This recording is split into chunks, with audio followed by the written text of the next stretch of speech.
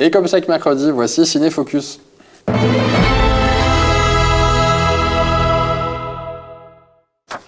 Et cette semaine sort en salle le film Apache, réalisé par Romain Quiro. Après Le Dernier Voyage, sorti en 2020, le réalisateur revient au cinéma avec un film de genre pour son deuxième long métrage. Bonsoir Thiago. Bonsoir Antoine. Oui, et cette fois, pas de science-fiction, place au western urbain dans un Paris de la Belle Époque où l'on retrouve le gang des Apaches qui sème la terreur et sévit dans les rues de Montmartre, mais également une jeune fille prénommée Billy, incarnée par Alice Isaz, qui va se jurer d'avoir la tête du chef et venger la mort de son frère. Et pour ce récit exaltant, avec en toile de fond le Paris du 19e siècle, le réalisateur, qui s'est fait connaître comme l'un des espoirs du cinéma du genre français, a fait appel à un casting pour le moins original. Oui, complètement. En compagnie de l'actrice principale Alice Isaz, on retrouve le charismatique Niels Schneider, le jeune Rod Parado, Artus le comédien, l'actrice d'origine espagnole Rosie De Palma et d'autres encore. Tous vont nous faire plonger dans ce nuage de fumée éparse d'un Paris d'autrefois où la réalité tue l'espoir. Bande annonce. Paris à feu et à sang, les Apaches font régner la terreur. Le gang n'obéissait à aucune loi. Il semait la terreur en toute impunité. Tout ce beau monde travaillait pour Jésus, le chef des loups de la butte. Je lève mon verre, à vous. Parce que vous mettez pas à genoux. Alléluia. Je suis un gars bien. Et pourtant, ça m'empêche pas de tuer des gens de temps en temps. Un nouveau commissaire a été nommé pour nettoyer la ville. Pourquoi ils veulent se débarrasser de nous? Ah bah parce qu'on fout un peu le bordel quand même, on va pas se mentir.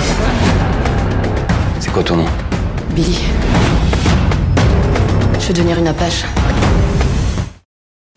Et alors happé donc par ce désir de vengeance, le personnage d'Alice Isaz évolue au cœur de la violence d'un gang, généreusement retranscrite dans ce film, n'est-ce pas ? Oui, tout à fait, si bien qu'on en redemande, tellement les scènes sont d'une violence rare, inouïe.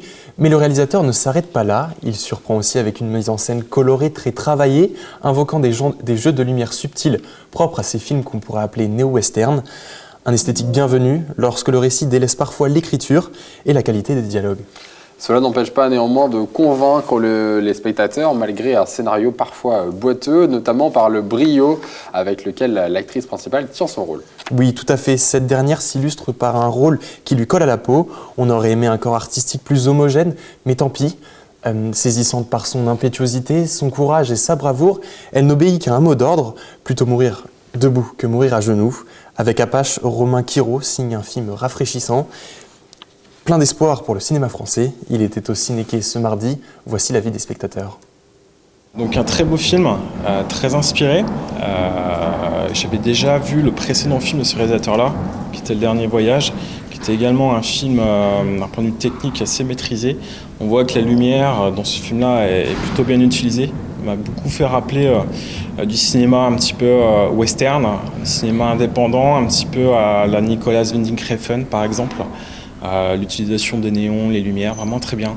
Et ça fait vraiment plaisir à voir de savoir que le film français peut proposer du film comme ça.